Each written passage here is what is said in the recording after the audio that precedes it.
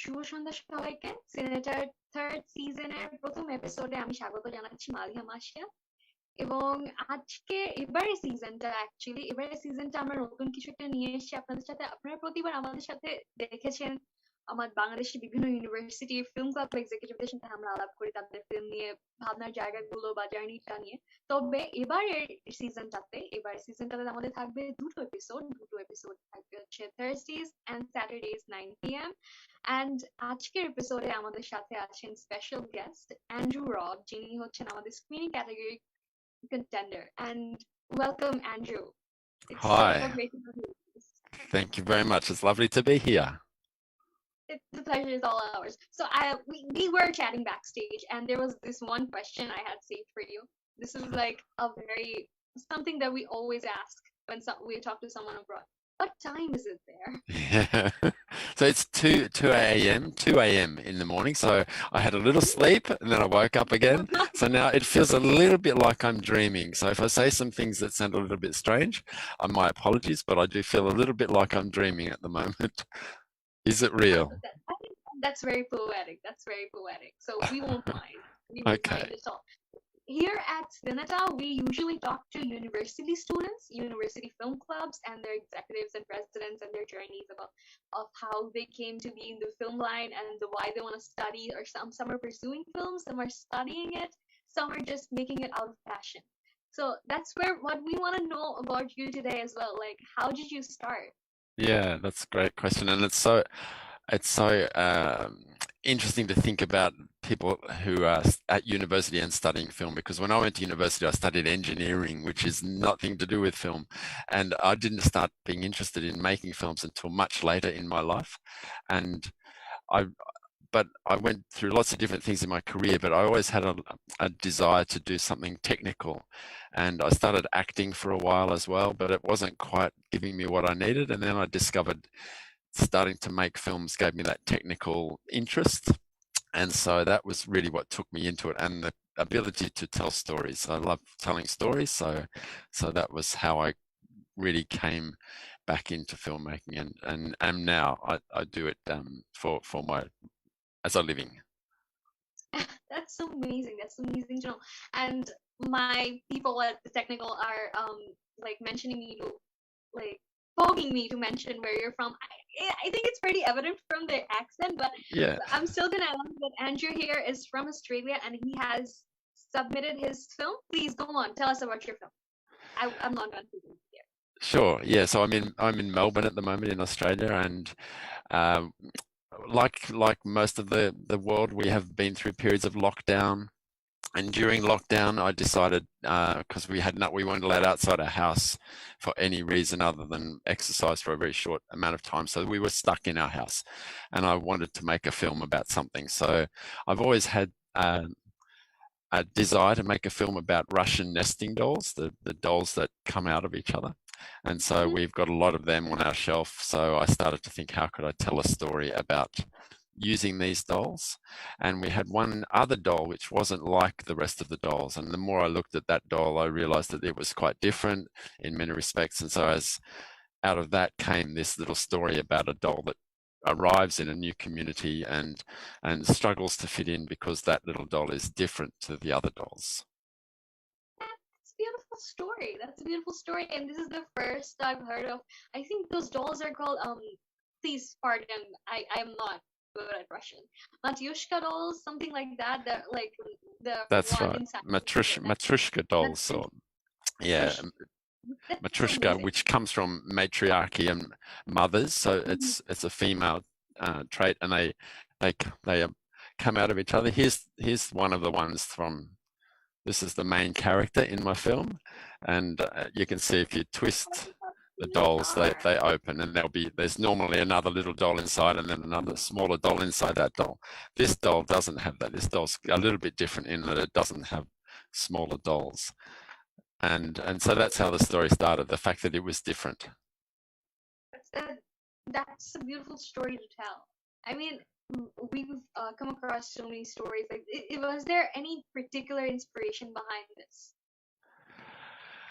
I think the older I get, the more I see the challenges for people that are different, whatever that difference might be. So there was always that in the back of my mind as well, and also um, I just like telling stories that involve something a little bit challenging, and making a story about dolls that don't have any moving parts. I mean, I can make this one's mouth move a little bit, but it's quite challenging to make stories about inanimate objects really and give them some emotion. So it was interesting finding ways to do that using camera movement and music to help build that emotion in the story.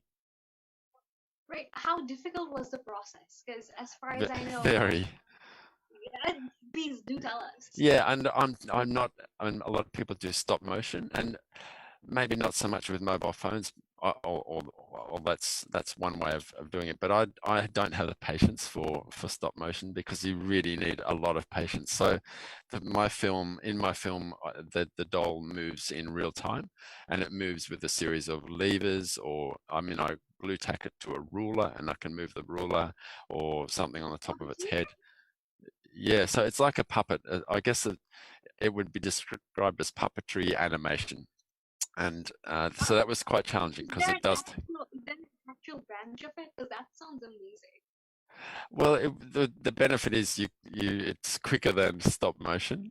You can film in real time, but the difficulty is you can't ever see the whole doll because you have to be moving part of it. So you have to frame the shots in a way that make it still look natural, but of course, yeah, this off screen, there's a lot of stuff going on. That's pretty interesting. So, how did you come to filmmaking from engineering? Well, a lot to do with traveling and seeing different parts of the world, and realizing that there were other things that I could do. I mean, I felt like I had to be an engineer when I studied engineering at university and then started working as an engineer, and it was very much black and white engineering. And then I started to travel and realized that you could do different things, and the world has got a lot of more opportunities. And then, as I said, I started doing a little bit of acting because I was quite shy and I didn't really feel comfortable on. Tell us about like one of your acting experiences, something memorable. Well, we have a very famous product here in Australia called Vegemite, which is a food Yeah, spread. And so when I was in London, I was part of a show called the Vegemite Tales, which is a very big theatre show that was performed in London over a number of years, and it was in the West End. And I started as a cast member on that show, and then ended up producing the show, and took it onto the West End. So it became quite a big cult hit. So I think that was my favourite experience as an actor in the performing arts, was to perform in that show in front of lots and lots of people. It was very good fun and very funny. So that was, I guess, the highlight for me. I don't do much acting now. I do some acting in my own films because then I can just be very harsh on myself and shoot it again and again and again until I get it right. But I'd have to say I probably prefer to do the filmmaking side, being behind the camera now. that's really great to know. And I've always had a personal admiration for people in performance art because I have a bit of social anxiety, and I just don't know how people do it. How did you get over it? Yeah, that's really good for anybody to do some acting because it helps with your self-confidence and with your ability to stand up in public and do something like this even. And that was the main reason that I did it, because I really struggled with standing up and talking to people. And yeah, so I think it could benefit anyone to do some sort of performance training, even for breathing and using your body. It doesn't mean that you're going to end up being a Hollywood star, and most people don't, because only a very small minority that actually become successful. But I think it's a great thing for anyone to do. I have an 11-year-old daughter, and she's doing some drama at the moment. She feels the same way. She doesn't like doing it, but it really helps her to bring her out of her shell. That's really amazing to know. Okay, I'm being bugged by a few mosquitoes here. That's the thing with this, like the southern hemisphere, is that we have a lot of mosquitoes. Sorry. So Okay. so tracking back to filmmaking, how did you start with mobile filmmaking? Well, I started I had a Nokia N95, which is the old style that slides in and out, and that had a little video camera. And so that was the first time I started to use that, was started getting involved in filmmaking, was as a result of having that video camera in my phone. I didn't have a bigger video camera, so the very first films that I made were using that. And it was really because I had it in my pocket and I started to realize you could tell stories. And if you had a simple editor on your computer, you could use the phone to tell stories. So I guess my filmmaking now is, I have a bigger camera. I've got a mirrorless Sony that I use with lots of different lenses, but it's big and clunky and takes lovely images, but sometimes it's just not practical because it's so big. And having a mobile phone now, and of course the power of the mobile phones, we all know the cameras are excellent, and so I can take that with me. And so my current film is a documentary about a salvage yard, where secondhand things that get sold in a salvage yard. And he's really shy, but the man who owns it, doesn't like cameras, but he's okay with a phone because everyone has a phone and everyone's used to having phones pointed at them. So there's a real benefit in being able to use a phone for filmmaking from that perspective as well. It helps people just relax. They don't feel nervous when they have a phone pointed at them compared to a big camera. So that's good as well. So, this reminds me, like, I want to know some of your filmmaking experiences, like something really that like clicks every time anyone asks you about your filmmaking experience. Um, I, I'm a little bit ashamed to say that I find it hard to collaborate. And I think one of the best things about filmmaking is working with other people, because, every time I collaborate with somebody else, the film is better as a result. There's no doubt about it, because you just get more creative input. And now the film Odd One Out, I'd made that on my own and moved it all and filmed it all and edited it all and put the music. So I did everything, which is lovely from if you're a control freak, because you have everything in your control. But you don't, there are bits of the film that I know don't work as well as they could and of course in lockdown I couldn't collaborate. But I think one of the biggest things that I regret is not collaborating more on my previous film. So I'm doing my best to collaborate on the next film, and one of those things might be giving up the editing to somebody else. But I know that there are people out there that are really good editors, so I think I'd encourage people who are looking at filmmaking or interested in filmmaking to don't be afraid to talk to other people and do things together, because the result is always better. I mean, I've always noticed this continuity that people, whenever I ask filmmakers which was the hardest part, they're always like, oh, it's the editing. It's the editing that takes the most out of you. So apart from the editing, which one did you find the hardest? Something that, if I want a bigger camera, I'm not a very good photographer, so using a bigger camera can be sometimes challenging from the cinematography perspective. Which is good about mobile phones, is they take a lot of that anxiety away, because they're very easy to use in automatic mode. Although you can use Filmic Pro and make everything manual, and then you have that control again. But I think that's my biggest challenge, apart from the editing. Yes, that is tough, but is to really use the camera in a way to make the most of the lens, and knowing about the aperture and shutter speed and ISO, and being able to use all of that to the maximum. Again, it takes a lot of skill, and it's something that I'm learning about a lot. I have yet to see your film. I'm not going to disclose anything here for our audiences, but I've heard a lot. So Odd One Out. The thing that I want to know is apart from this, are you currently working on any other film ventures or endeavors or anything? Well, I have this new film that I'm making about the salvage yard. So that's my current project, and I'm not sure how long that will end up being. And that's I guess that's one that I'll just do because he's quite shy, the person, and that will be a documentary. So that will take some time. Every time I go there, I feel like I have to buy something, so I need an excuse to go there. And we're building. It's important to build trust. So that's one project. I have a list. Of projects on my wall. This is my current list of other things that I've got to do. So there's lots of different, and that I have to keep that on the wall to remind me that I've got so my wife is very involved in a local environmental group, and they do a lot of work on a river near our house, and so I'm documenting their work on that. And we want to make a sort of an episodic or a web series about two people that volunteer to work on the creek, and so that's another project. And by doing this and telling you that I'm doing it, that is going to make me do it more, because now I'm committing to you that I'm doing these projects. So that's one of, yeah. Anything, like whatever helps you. So Yeah, and this one, sorry, I was just going to say one more, and this yeah, character sure. here, Oh, so that he's going to be the lead, my new lead actor in my next film, which will be in the same way as I'd want out, a puppetry based film. I always look forward to it. I love crochet dolls. Yeah, they're amazing, aren't they? They've got such personality now. He will be very easy to give personality to, because he's already full of personality. You can see he's already wants to take over the screen already. So I mean, if you had to do a character profile for him, what would you say? well, he's a bit like me. He looks a little bit grumpy sometimes.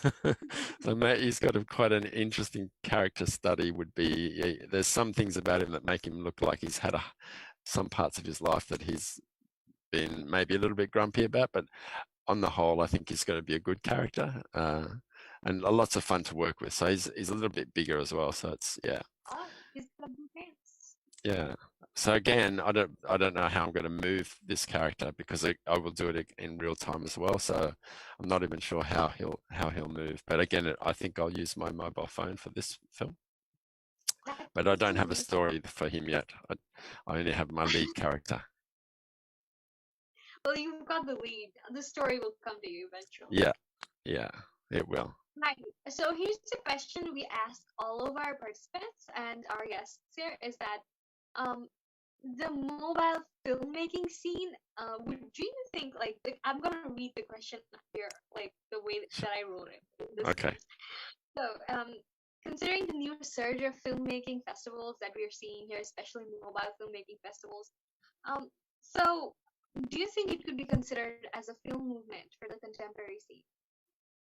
As a film movement, yes. I think there's two ways to look at smartphone or mobile filmmaking. One is that it's less relevant because the cameras are so much better now that they feel like there's not so much difference between a big camera and a mobile phone camera.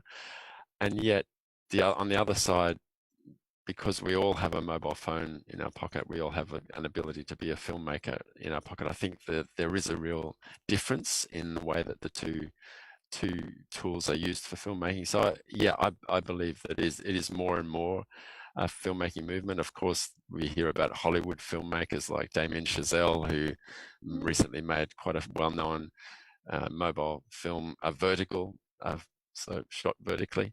So there's a lot of people that it's becoming more and more common in the greater community to understand that mobile phones can be used for filmmaking.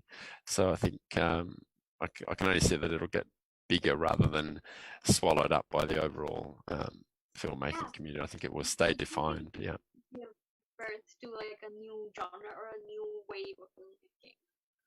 Yeah, I'm not sure in what respect, other than the fact that we, like Ducko is doing, is promoting and talking about the strengths of mobile phone filmmaking. So, but I think because everyone has one in their pocket, there's so many people have stories, and now there's a very, very straightforward way to be able to start telling those stories, because you've got the camera in your pocket, and with the addition of a little bit of equipment. Maybe you need an editor.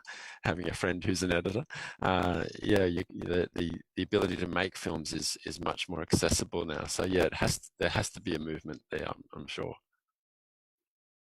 So, speaking of this film festival, so how did you come to know about Dhaka International Mobile Film Festival? Well, I was Googling and I was looking for film festivals that were specifically smartphone focused.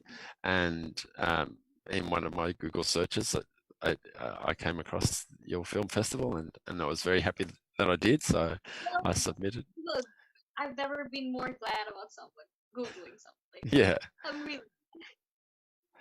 So Yeah, and look, apart we were talking about. from bec- I'm sorry that I don't know much about Dhaka. We were talking about Dhaka and how I'm a little bit ignorant geographically, and I think that when I saw that, because I was a little bit surprised to begin with to find out that it's obviously a big and established film festival. So I was really happy when I found it because I hadn't heard about it, and so um, I'm going to do my best to make sure that as many people from in my community, in my filmmaking community, know about it as well. well, thank you. We really Yeah, thank we you. really appreciate it. There's a lot of the world that we haven't explored yet. So Dhaka was one of yours. Getting to know about a city, a country like this, and becoming part of a mobile film festival. That is, in your words. So anyway, moving forward, like apart from we've talked about the accessibility that comes through mobile filmmaking, but what are the difficulties that you faced? Yeah, good question. Difficulties specifically with regard to mobile filmmaking. I can't think that there are that many um, because it's so accessible. I guess the, that's a tough question actually. What are the difficulties? I mean, the difficulties are still starting to tell stories and getting going and encouraging each other to keep making films, because I suppose we can all, even though we've got this wonderful tool in our pocket, we need to commit to still telling good stories and still think about the way stories are structured. So I guess it's more of a challenge of filmmaking. It's not connected so much to mobile filmmaking, but with regard to filmmaking, it's still looking for what are the great stories that we can tell. So yeah, like another question. This is a personal question I always ask. I always ask guests is that um, what are your favorite films? Or I mention a category and like off the top, it's like a rapid fire round. So the top of your head, you tell me, because I'm always looking for suggestions. So I talk to these different people, they suggest me different films, and I get it's a whole shebang. So I would love to hear what's one of your favorite films in terms of writing. Yeah, okay. And that's a tough one for me because I'm not a film scholar, so I don't come from a rich a history of knowing a lot about film. So, and I dip in and out. I could be doing one like the last film I watched, for example. I went back and watched some Quentin Tarantino films just because I like the way he can just be bold and take a revisionist approach to history. So I think that just having that audacity to change history in film, tell stories in a way that you know the outcome because it's based on a real event, and yet when you see his films, he's completely changed it and made it, still make it accessible and able to be viewed and enjoyed. So I like that about his filmmaking and his boldness, and the fact that he is a wonderful. He knows so many films, and if you're watching one of his films, there'll be references to so many films that he uses in the way he constructs his films and the characters that he puts in. So I use that as a little bit of a education as I'm watching. I'll try and make a note of the references that he's giving me to learn. So he's a great way as a scholar of film to be able to learn from watching his films. Now that's only because that was the last one I was watching. But if you ask me tomorrow, I'd probably have a completely different answer. Well, you pull a Tarantino while watching a Tarantino because I was once watching a video essay on Quentin Tarantino and how he uses basically his films are references to all the films. It's like his films don't fit into a category that like, oh, this reminds me of this director or this writer. No, it reminds of all the directors, Right. all the writers. So yeah, that's a pretty interesting guy. That's a pretty interesting guy. So another segment that we usually do here is we take questions. We take questions from our audiences. So I'm just gonna pop back in and see if we have some questions here. Okay. I'll have a sip of water. Yeah.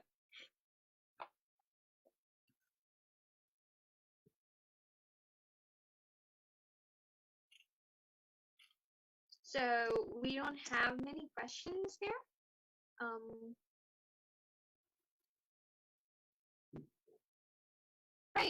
So, Johnny Bhaiya, our technical head, we were talking. He was talking to you before, so he has a question for you. What's your favorite genre of movies? Comedy. I love comedy films. I think it's always good to.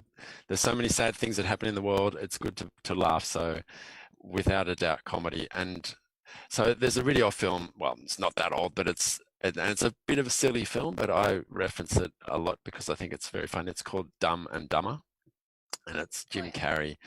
It's one of his earlier films, and it makes me laugh every time I watch it. And yes, it's a Hollywood film. It's not art house, but it's silly and it's funny. And what better than to walk away feeling fun and a sense of joy after watching a film. So comedy, without a doubt, and it's also one of the hardest uh, things to do well is to make stories that are funny, and I feel I find that quite challenging to do. I've made a couple of comedies. One or two of them have been better than others, but I know how hard it is to make comedy films and to make films that can really make people laugh. There's nothing better than being in an auditorium and watching an audience watch a film you've made and hear them react and hear them laugh at a film. So it brings me a lot of joy to be involved in anything to do with comedy, either watching it or creating it. So we're almost at the end of our show. Only 3 minutes left, and I have this question for you. So, where do you see yourself in 10 years? Well, I would hope that I'll be still involved in sending films to your film festival because it's a wonderful film festival and feel very privileged to be a part of it and to be able to have this conversation. So in 10 years' time, I hope that we're having a conversation like this again, and maybe in face to face would be a lovely thing as well, to be able to visit and participate in what is such a vibrant film festival.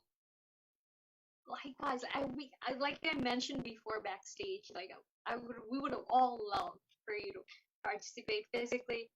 So we're pretty much done it. Okay. I keep on switching to Bangla. I'm really sorry.